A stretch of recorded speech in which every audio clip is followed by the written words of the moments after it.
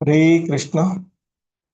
ॐ अज्ञानतिमिरान्धस्य ज्ञानाञ्जनशलाकया चक्षुर्मिलितं येन तस्मै श्रीगुरवे नमः।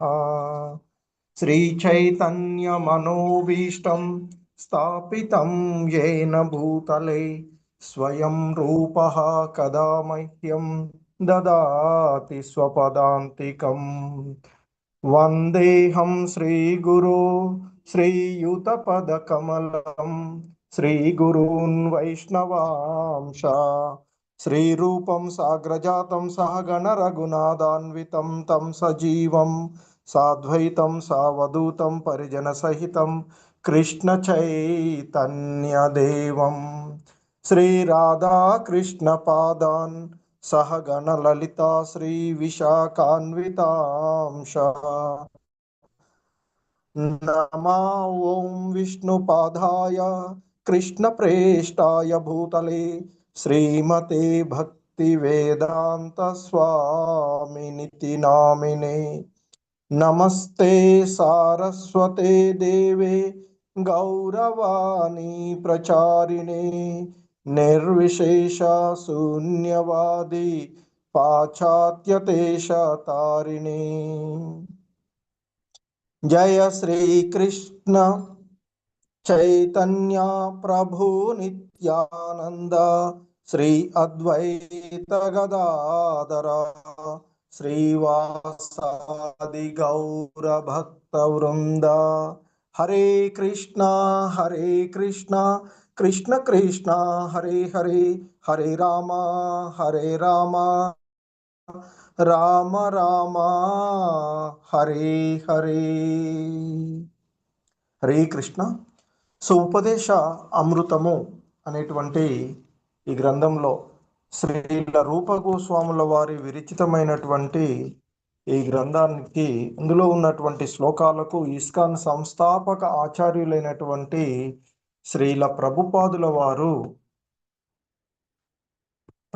ఇచ్చినటువంటి ప్రామాణికమైనటువంటి వ్యాఖ్యానంతో ఈ శ్లోకాలను మనము చూస్తూ ఉన్నటువంటిది. ఈ క్రమంలో ఇప్పటి వరకు ఈ అధ్యాయంలో ఉన్నటువంటి 7 శ్లోకాలను మనం చూసాము. మొదటి శ్లోకంలో మనం నియంత్రించుకోవలసినటువంటి అంశాలు, రెండవ శ్లోకంలో భక్తికి ఆటంకాన్ని కలిగించేటువంటి 6 అంశాలు, అలాగే మూడో శ్లోకంలో భక్తికి దోహదపడేటువంటి 6 అంశాలను గురించి తెలియచేసిన తదుపరి 4వ శ్లోకంలో మరి భక్తుల యొక్క సాంగత్వంలో ఏ విధంగా ఉండాలి అనేటువంటి అంశాలను తెలియచేసినటువంటిది 4వ శ్లోకము.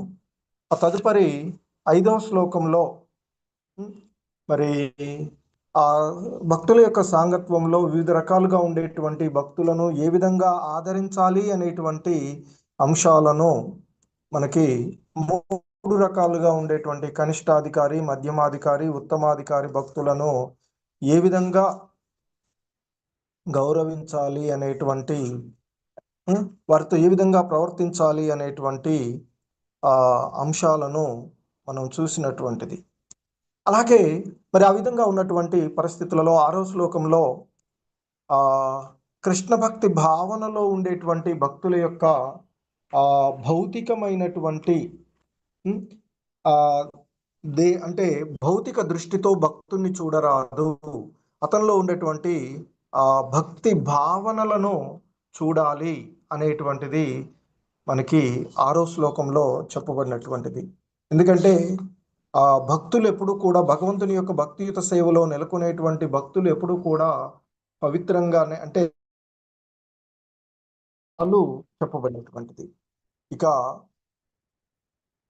మనకి నిన్న చూసినటువంటి 7వ శ్లోకంలో మనకి కలిగేటువంటి సాధారణమైనటువంటి మనసులో ఉండేటువంటి ఆలోచనే మనకి జపంలో రుచి రావడం లేదు అనేటువంటి దాని గురించి. మరి దానికి శ్రీల రూప గోస్వాముల వారు ఎంతో కరుణతో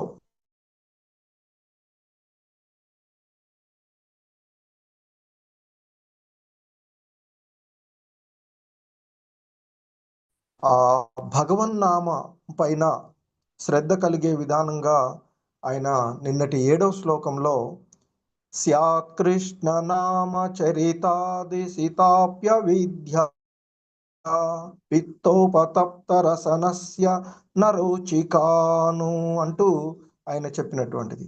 ఆ భగవంతుని యొక్క నామము ఎంతో మధురమైనటువంటిది. పటిక బెల్లం వలె ఆ భగవంతుని యొక్క నామము ఎంతో మధురమైనప్పటిది అయినప్పటికీ కూడా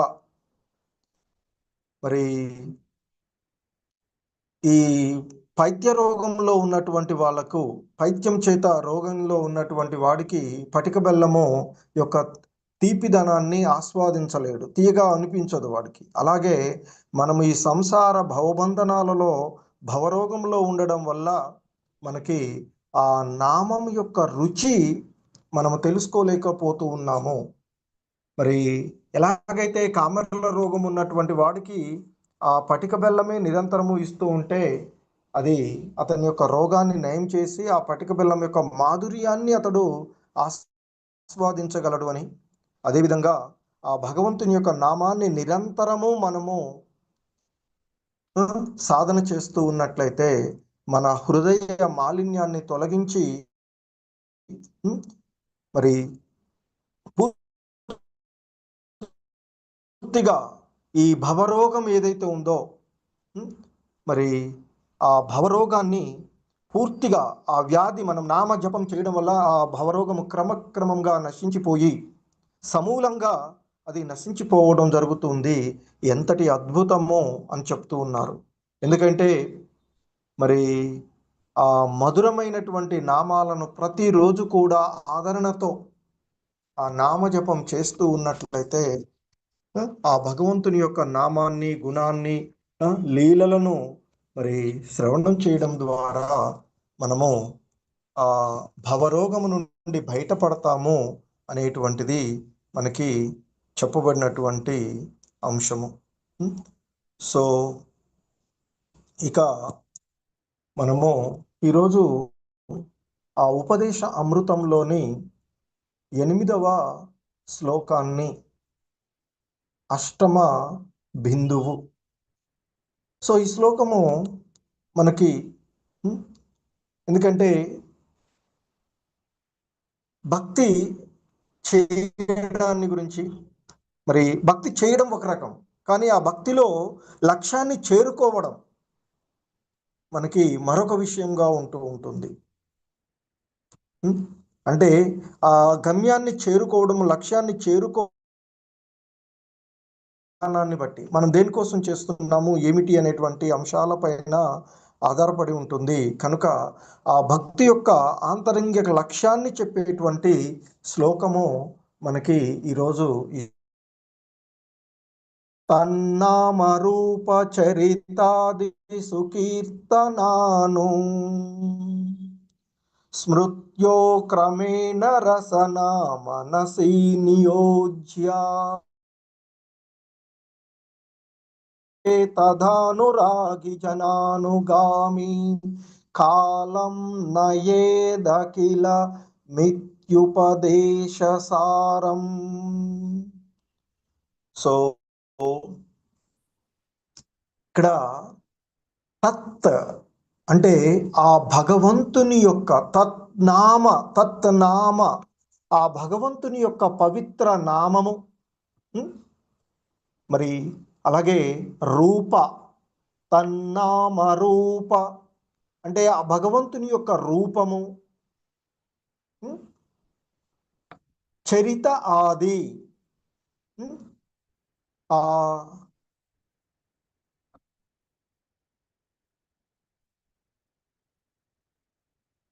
హరే కృష్ణ మాతాజీ.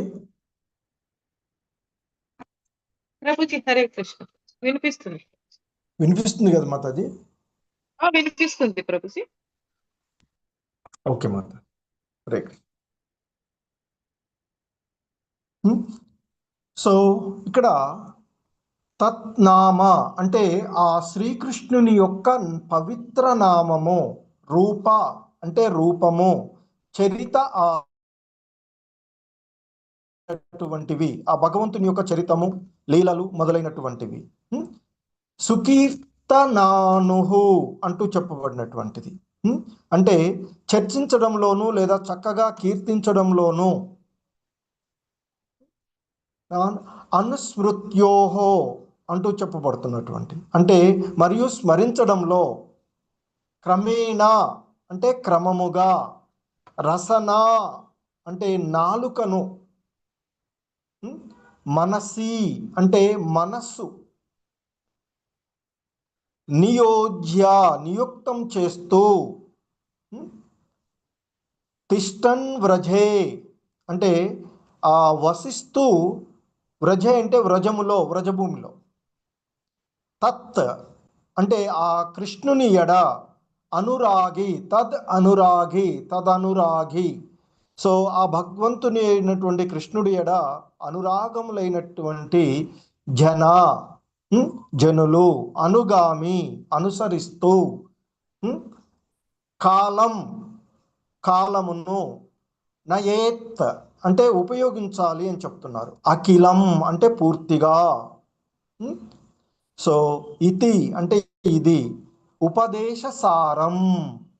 మరి ఈ ఉపదేశ సారము అంటూ చెప్తున్నారు. అంటే ఇక్కడ ముఖ్యంగా ఈ శ్లోకంలో మనకు చెప్పబడుతూ ఉన్నటువంటి తన్నామరూప చరితాది సుకీర్తనాను అనుస్మృత్యో క్రమేణ రసనా మనసి నియోజ్య తిష్టన్ వ్రజే తదనురాగి జనానుగామి కాలం నయేదకిలత్యుపదేశ సారం. ముఖ్యంగా మనకి ఈ శ్లోకము యొక్క ఇక్కడ ఉద్దేశాన్ని చెప్తూ ఉన్నారు. భావము చూసినట్లయితే మనకి భగవంతుని యొక్క దివ్య నామాన్ని, అలాగే గుణాలను, నిత్య లీలలను చక్కగా జపించడంలో, అలాగే స్మరించడంలోనూ మనిషి తన యొక్క పూర్తి సమయాన్ని, అంటే తనకున్న ఉపయోగించి ఆ ప్రకారము తన యొక్క నాలుకను, తన యొక్క మనసును క్రమంగా నియుక్తం చేసుకొనడము మనకి. మరి ఈ ప్రకారంగా మరి ఆ మనిషి వ్రజభూమిలో, ఆ వ్రజంలో అంటే గోలోక బృందావనంలో నివసిస్తూ భక్తుల నిర్దేశంలో కృష్ణ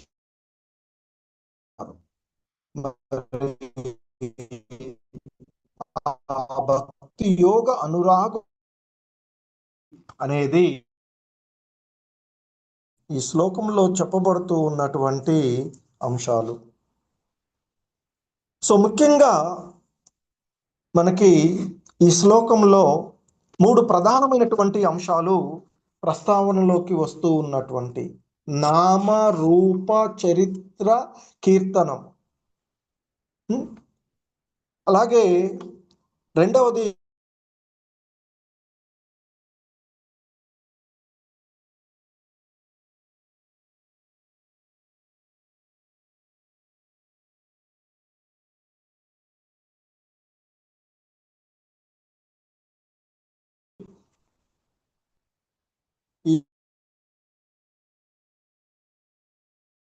మనకి ఈ శ్లోకము అంటే ఈ దీంట్లో ఒక హృదయం లాంటిది అని చెప్తూ ఉంటుంటారు.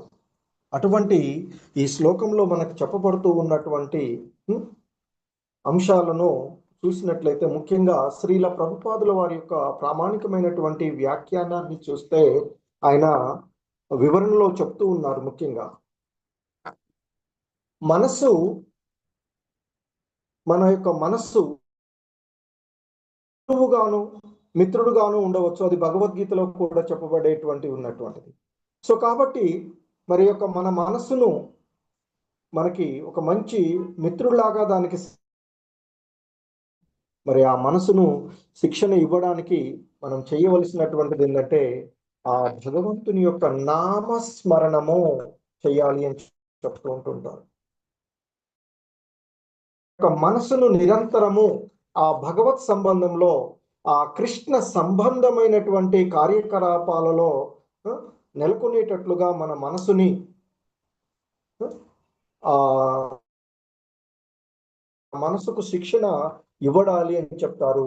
అది ఇవ్వడానికే మన కృష్ణ చైతన్య ఉద్యమము ఉన్నటువంటిది.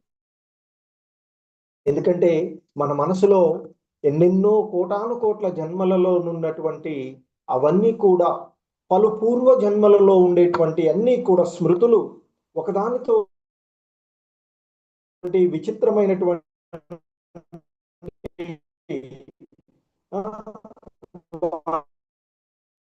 ప్రభుజీ మధ్య మధ్యలో బ్రేక్ అవుతుంది ప్రభుజీ వాయిస్. బ్రేక్ అవుతుంది ప్రభుజీ వాయిస్.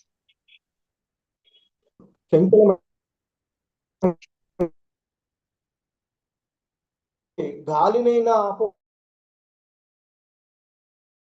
దానికి అక్కడ చెప్పబడినటువంటిది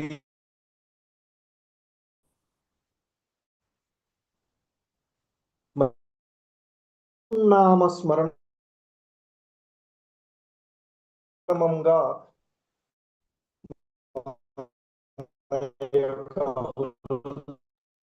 ప్రభుజీ హరే కృష్ణ ప్రభుజీ వాయిస్ బ్రేక్ అవుతుంది.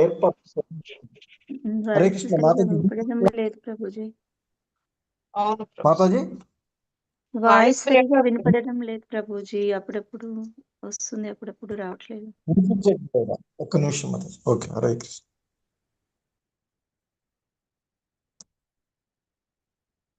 ఒక్క నిమిషం.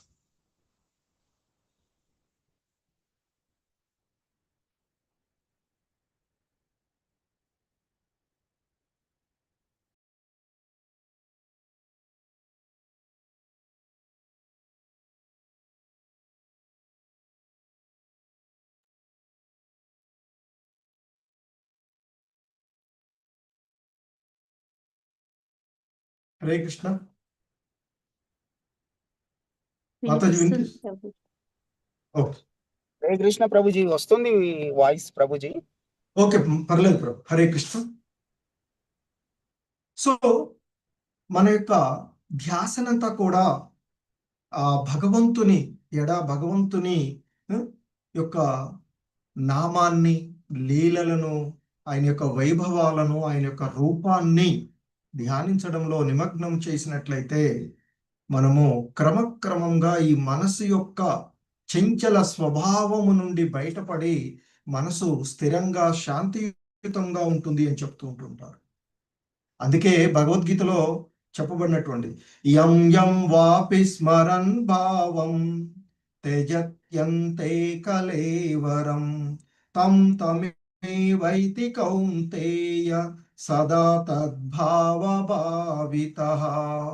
ఓ కౌంతేయ, ఓ అర్జున, దేహాన్ని త్యజించేటప్పుడు మనిషి ఏ భావాన్ని స్మరిస్తాడో ఆ భావాన్ని అతడు నిశ్చయంగా పొందుతాడు అని చెప్తారు. అంటే మనము ఒకేసారి మరణ సమయంలో ఆ ఏ భావంతో ఉంటే ఆ భావానికి అనుకూలమైనటువంటి స్థితిని పొందుతారు అని చెప్పబడుతూ ఉన్నటువంటిది. మరి అలాంటప్పుడు ఒక్కసారిగా సడన్ గా మరణ సమయంలో ఆ భగవన్నామ స్మరణ కానీ భగవంతుని యొక్క ధ్యాసలో కానీ ఉండాలి అంటే మొదటి నుంచి సాధన చెయ్యాలి. అలా చేసినప్పుడే ఉండగలుగుతాం. అంతే కదా, మనం చిన్న చిన్న పరీక్షలు రాయడానికే ఎక్కువగా ప్రాక్టీస్ చేస్తేనే 1-4 సార్లు ప్రాక్టీస్ చేస్తేనే వస్తూ ఉంటుంది. మరి అలాంటిది మరణ పరీక్ష. సో కనుక మరి నిరంతరము ఆ ధ్యాసలోనే ఉన్నట్లయితే చివరి సమయంలో కూడా ఆ విధంగానే ఉండి ఆ భగవన్నామ స్మరణలో ఉండి భగవద్ధామాన్ని చేరుకుంటాము అని చెప్తూ ఉంటారు. సో అందుకే మనకి ఆ అంత్యకాలంలో చేద్దాంలే అనేటువంటి, ఎందుకంటే మనము ఈ సంసార సాగరంలో ఈదులాడుతూ తీరం తెలియక తల్లడిల్లుతూ ఉండేటువంటి వాళ్ళం. ఈ సాగరంపై వ్యామోహం మీద మనకు మరి ఆ ఎండమావుల వెంట పరుగు తీస్తూ ఉండేటువంటి పరిస్థితులలో ఉండేటువంటి వాళ్ళం. మరి దీని నుండి బయటపడడానికి మనకున్నటువంటి ఏకైక మార్గము ఆ భగవన్నామము. సో ఎందుకంటే జీవితంలో మనకు ఎదురయ్యేటువంటి క్లిష్ట సమస్యలను పరిష్కరించేటువంటిది ఆ భగవంతుడు. మరి ఆ భగవంతుని యొక్క నామము, ఆ భగవంతుడు అభిన్నులైనటువంటి వారు. కాబట్టి నామస్మరణ చేయడంలో మనకి అలసత్వం వద్దు అని ఆ నామస్మరణనే చేయమని చెప్తూ ఉంటుంటారు. సో కనుకనే ఆ భగవన్నామ స్మరణ చేయడం వల్ల, ఎందుకంటే మరణ సమయమైనటువంటి భావన చూసినట్లయితే మనకి చాలామంది ఆ భావనకు సంబంధించినటువంటి కవిత్వాలు భక్తులు చెప్పినటువంటివి ఉన్నటువంటివి. సో అందులో ముఖ్యంగా మరి మనకి ఆ శ్రీరామదాసు వంటి వాళ్ళు ఆ భగవంతుని యొక్క ధ్యాసలో, ఎందుకంటే మనము చివరి సమయంలో వ్యార్థకం ఏర్పడినటువంటి ముసలితనం వచ్చినప్పుడు మరి ఆ మరణ సమయంలో, అంటే మనం ఉన్నటువంటి ప్రదేశానికి మరణ సమయంలో యమదూతలు వస్తారు. అది అజామిలుడి విషయంలో చూస్తాం. యమదూతలు వచ్చినప్పుడు రోగాలు, ఎందుకంటే ముసలితనంలో మనకి రోగాలు ఇవన్నీ ఉంటూ ఉంటాయి. ఆ రోగాలన్నీ కూడా అతిశయించినప్పుడు అంతిమ సమయంలో మన యొక్క కపవాత పైత్యముల చేత గొంతులో శ్లేషము నిండి ఉన్నప్పుడు, చివరి క్షణాల్లో మన చుట్టూ బంధువులు వాళ్ళంతా ఉన్నప్పుడు మిమ్మల్ని స్మరించడం సంభవిస్తుందో లేదో అన్న ముందు చూపుతో నేను నిన్ను స్మరిస్తూ ఉన్నాను అంటూ ఆ దాశరథుని, ఆ రాముణ్ణి వేడుకునేటువంటిది మనం చూడవచ్చు. రామదాసు కీర్తనల్లో చెప్పుకుంటారు ఆయన. ఎందుకంటే ఏ క్షణంలో ఊపిరి ఆగిపోతుందో ఎవరూ చెప్పలేము. మనం ఏమనుకుంటామంటే బాధ్యతలన్నీ తీరిన తర్వాత నామాన్ని తీరికగా స్మరించుకుంటూ ఉంటే బాగుంటుంది అనే భావనలో ఉంటాం. కానీ అంతకంటే అవివేకం ఒకటి లేదు అని చెప్తూ ఉంటుంటారు. మరి కనుకనే మనకి పూర్వం ఉన్నటువంటి ఆచార్యులు, భక్తులు ఈ విషయాల్లో మనం జాగృతగా ఉండాలని మనల్ని మేల్కొల్పుతూ ఉన్నటువంటి అంశాన్ని చెప్తూ ఉంటారు. సో దేనికి మనము ఒకసారి ఆదిశంకరాచార్యులు వారు తన శిష్యులతో కలిసి వెళుతూ ఉన్నటువంటి సందర్భంలో కాశీనగర వీధుల్లో ఒక ఇంటి ముందు వ్యాకరణ సూత్రాలను వల్లవేస్తున్నటువంటి ఒక వృద్ధ బ్రాహ్మణ్ణి చూసి ఆయన మరి అంటే దాదాపు ముసలితనంలో ఉన్నటువంటి వాడు, ఆయన ఆ వ్యాకరణ సూత్రాలను వల్లవేస్తూ ఉంటాడట. అది చూసినటువంటి ఆదిశంకరాచార్యులు మనకి భజగోవిందం, మనం ఎందుకంటే భజగోవిందం చూస్తాం కదా. సో మరి భజ గోవిందం భజ గోవిందం గోవిందం భజ మూఢమతే అంటూ ఆయన ఇచ్చినటువంటి, ఎందుకంటే ఆ జీవిత సంధ్యా సమయంలో, అంటే అంతిమ కాలంలో మరణ దాదాపు సంధ్యా సమయం, జీవిత సంధ్యా సమయం అంట ముసలితనం, ఆ సమయంలో కూడా అతను భగవంతుని పైన దృష్టి మరల్చకుండా ఈ లౌకికమైనటువంటి జ్ఞానం కోసం ఏవో సూత్రాలు వాటిని నేర్చుకోవడం కోసం తప్పిస్తూ ఆయన ఆ వల్లవేస్తూ ఉన్నటువంటి ఆయన్ను చూసి ఆదిశంకరాచార్యుల వారికి వెంటనే సానుభూతి కలిగి అతన్ని ఉద్దేశించి చెప్పినటువంటిదే మనకి భజగోవిందం అని చెప్తూ ఉంటుంటారు. సో భజగోవిందం అంటూ ఆ శ్లోకాన్ని, ఎందుకంటే ఆయన ఈ అస్తవ్యస్తమైనటువంటి ఆ జీవితాన్ని చూసి హృదయం ద్రవించినటువంటి ఆదిశంకరాచార్యుల వారు మనకి మానవ జీవన వికాసానికి దోహదపడేటువంటి శ్లోకాలను కూడా చెప్తారు భజగోవిందంలో. సో కాబట్టి మనము ఈ జ్ఞాన కర్మ వీటన్నిటికంటే కూడా నామస్మరణము మనకి అత్యున్నతమైనటువంటిది. ఆ భగవంతునికి సంబంధించినటువంటి ఆ లీలలను గురించి, ఆయన గురించి కృష్ణుని గురించి ఆలోచించగలిగితే ఆధ్యాత్మిక జగత్తు అంటే గోలోక బృందావనానికి వెళ్ళేటువంటి మార్గము మనకు సులువవుతుంది అని చెప్తూ ఉంటుంటారు. మళ్ళీ మళ్ళీ ఈ జనన మరణ చక్రాలలో తిరిగి ఉండకుండా. సో అందుకే ఇక్కడ ముఖ్యంగా మనకు చెప్పబడినటువంటి వాటిలో మొదటగా భగవంతుని యొక్క నామ విషయాలను గురించి ప్రస్తావించినటువంటిది. ఆ తదుపరి మనము వ్రజ విషయాలు, అలాగే మరి మన యొక్క నాలుక ఎందుకంటే వివిధ రకాలైనటువంటి రుచులకు, అలాగే నాలుక మనకి రెండు రకాలు, ఒకటి రుచులను ఆస్వాదించడానికి, ఇంకొకటి స్మరణ చేయడానికి. సో కనుక మన యొక్క మనసుని, నాలుకను ఆ భగవద్ధ్యాసలో, ఎందుకంటే మన నాలుక, మనసు ఇవి ఎప్పుడూ కూడా ఏదో ఒకటి ధ్యానిస్తూనే ఉంటాయి, ఏదో ఒక ఆలోచన వస్తూ ఉంటుంది వీటిలో. సో మరి వీటిని మనము ఈ మిథ్యా విషయాలలో, భౌతికమైనటువంటి విషయాల్లో మనము వినియోగించినట్లయితే బంధనాలలో చిక్కుకుంటూ ఉంటాం. కానీ ఎప్పుడైతే ఈ నాలుకను, మనసుని కృష్ణ సంబంధ విషయాలలో నిమగ్నం చేస్తామో అప్పుడు మనకి విముక్తి కలుగుతుంది అని చెప్తూ ఉంటారు. సో కనుక మనం మనసుని ఎప్పుడు ఖాళీగా ఉంచకుండా దానిని దిశ మార్చాలి. అదే భగవన్నామ స్మరణ, భగవంతునికి సంబంధించినటువంటి అంశాలను. సో అలాగే ఎలాగైతే మనసుకు శిక్షణ ఇస్తున్నామో అలాగే నాలుక కూడా శిక్షణ ఇవ్వాలి అని చెప్తారు. నాలుకకు ఇచ్చేటువంటి శిక్షణ మనము కృష్ణ ప్రసాదాన్ని భుజించేలాగా నాలుకకు శిక్షణ ఇవ్వడము, కృష్ణ నామాన్ని జపించే విధంగా నాలుకకు శిక్షణ ఇవ్వాలి అని చెప్తాం. ఎందుకంటే మనకి అలాగే ఇంకొకటి వసించడం. సాధారణంగా భక్తుల యొక్క సాంగత్వంలో ఉండడము, లేదా వ్రజభూమిలో, బృందావనంలో కానీ వ్రజభూమిలో కానీ ఏదో ఒక ప్రదేశంలో నివసించే విధంగా మనము మన యొక్క జీవన విధానాన్ని గడుపుకోవాలి అని చెప్తారు. సో ఎప్పుడు అక్కడే ఉండేటువంటి అవకాశం ఉండకపోవచ్చు, కనీసం సంవత్సరానికి ఒకసారైనా అక్కడికి వెళ్ళి రావడము అలాంటివి చేయాలి అని చెప్తూ ఉంటుంటారు. సో అందుకే ఇంకా రూపగోస్వాముల వారు వారి యొక్క భక్తి రసామృత సింధువు అనేటువంటి గ్రంథంలో కృష్ణం స్మరన్ జనం చాస్య ప్రేష్టం నిజ సమీహితం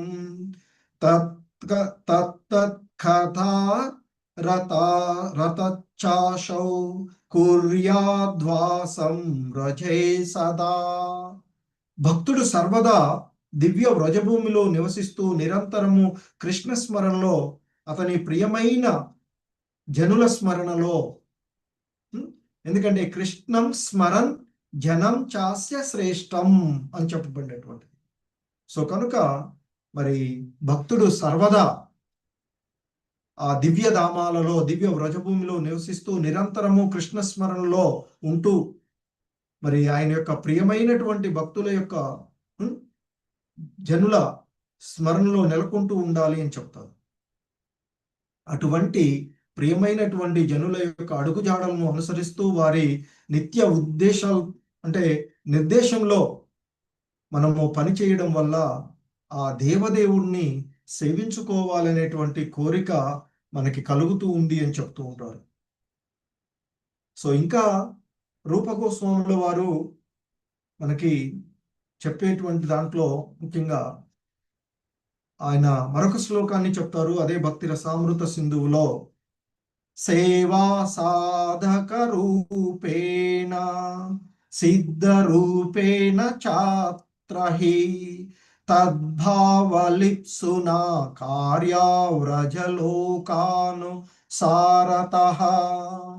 సో ఇంకా ఆయన చెప్తూ ఉన్నటువంటి దివ్య వ్రజభూమిలో అంటే ఆ వ్రజధామంలో మనుజుడు శ్రీకృష్ణుని ప్రియజనులకు గల భావముతో ఆ దేవదేవుణ్ణి సేవించాలి. ఎందుకంటే ఆ వ్రజభూమిలో ఉండేటువంటి వాళ్ళు నిరంతరము ఆ భగవంతుని యొక్క ధ్యాసలో ఆ భగవంతునికి ప్రేమను అందించాలి అనేటువంటి భావనతో, ఆ భగవంతునికి సేవ చేయాలి అనేటువంటి ధ్యాసతోనే ఉండేటువంటి వాళ్ళు, అక్కడ ఉండేటువంటి వాళ్ళు. వాళ్ళు ఏ భావనతో ఉన్నారో ఆ భావనతో మనం ఉండాలి అని చెప్తున్నారు.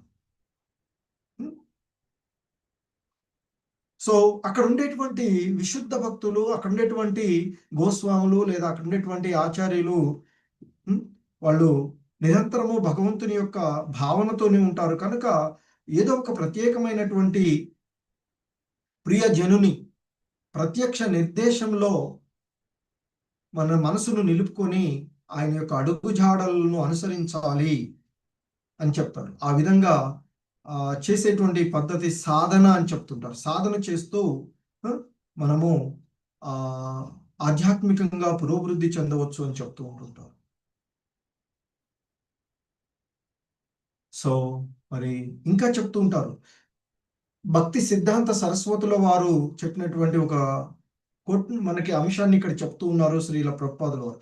కృష్ణ భక్తిలో ఇంకనూ అభిరుచిని పెంపొందించుకొనని వారు అన్ని లౌకిక తలంపులను విడిచిపెట్టి శ్రీకృష్ణుని నామ రూప గుణ లీలాదులను కీర్తించడము, స్మరించడము అనే విధి నియమాలను అనుసరిస్తూ మనసుకు శిక్షణ ఇవ్వాలి. ఈ ప్రకారంగా ఇటువంటి విషయాల పట్ల రుచిని పొందిన తర్వాత అతడు బృందావనంలో వసించి శ్రీకృష్ణుని నామ యశోలీలా గుణాదులను ఉత్తమాధికారి అయినటువంటి భక్తుని నిర్దేశంలో, రక్షణలోను, స్మరించడంలోనూ తన కాలాన్ని గడపాలి. భక్తి యోగ సాధన గురించినటువంటి ఉపదేశ సారము ఇదే అంటూ చెప్తూ ఉంటారు.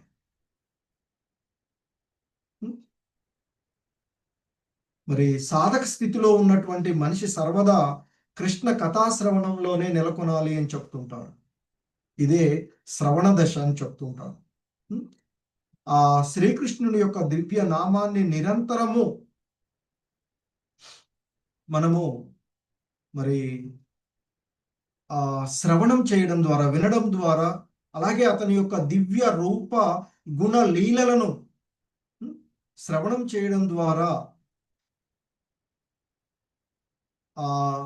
ఏదైతే శ్రవణ దశ ఉందో ఆ తర్వాత ఆయన యొక్క దివ్య నామాన్ని నిరంతరము వినడం ద్వారా, అలాగే ఆయన యొక్క దివ్య రూప గుణలీలను శ్రవణం చేయడం ద్వారా అతడు వర్ణదశ అనేటువంటి స్వీకార స్థితిని పొందుతాడు అని చెప్తారు. అంటే ప్రతిదీ కూడా అంగీకరించేటువంటి స్థితికి వచ్చేటువంటిది. సో ఆ స్థితికి వచ్చినప్పుడు సాధారణంగా కృష్ణ కథాశ్రవణంలో అనురక్తులవుతారు అని చెప్తారు. కృష్ణ కథలు వినాలనేటువంటి ఆసక్తి ఎక్కువగా పెరుగుతూ ఉంటుంది.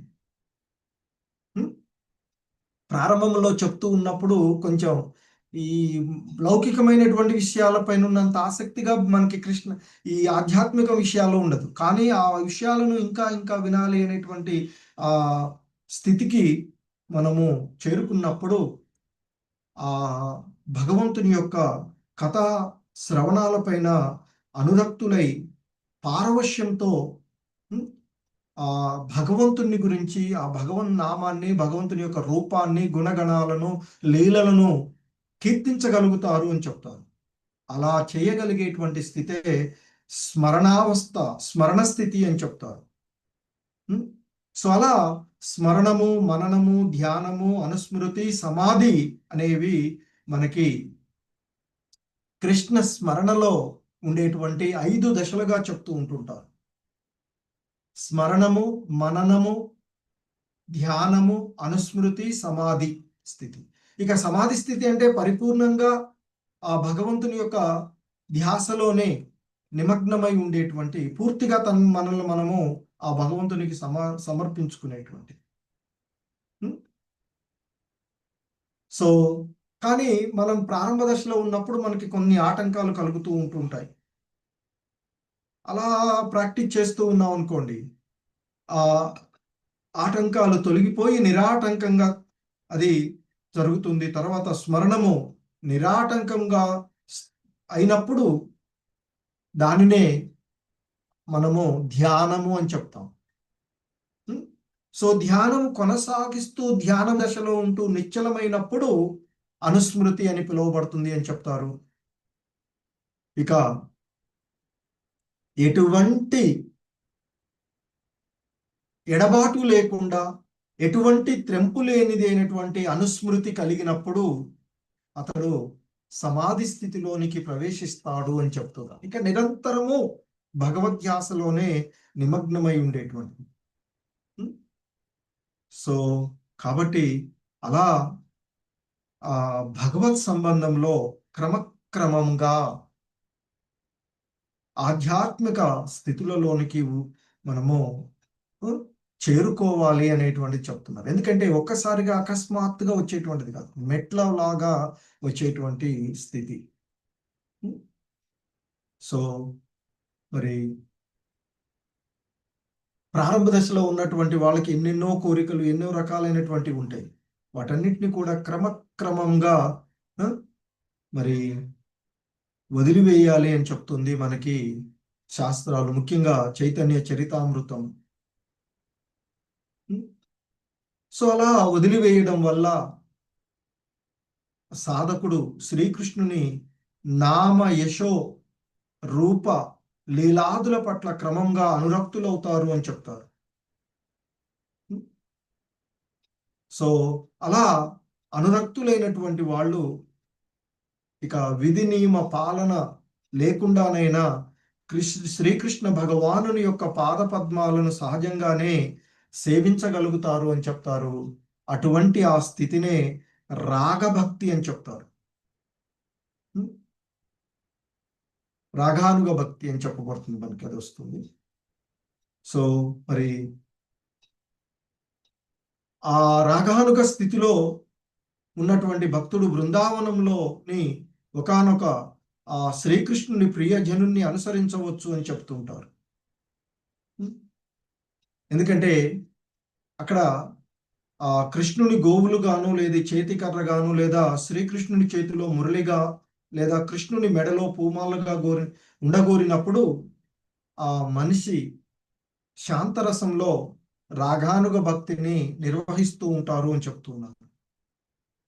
అలాగే దాస్య భక్తి, వివిధ రకాలుగా భగవంతుని ఎడ ధ్యాస కలిగినప్పుడు మనకి నవవిధ భక్తి మార్గాలు ఉన్నాయి కదా. సో ఆ విధంగా ఏదో ఒక విధానంలో దాస్య రసంలో కానీ, సఖ్య రసంలోనే, ఇంకా మాధుర్య రసం, తల్లిదండ్రులుగా ఉండేటువంటి ప్రేమ లక్షణాలను కలిగి ఉండడం, వాత్సల్య భావనలో ఉండడము, నంద యశోదల మాదిరిగా, లేదా దేవకి వసుదేవుల మాదిరిగా. ఇక అంతిమమైనటువంటి రసము మధుర రసము అని చెప్తారు. రాధారాణి, గోపికలు, అందులో ముఖ్యంగా రాధారాణి,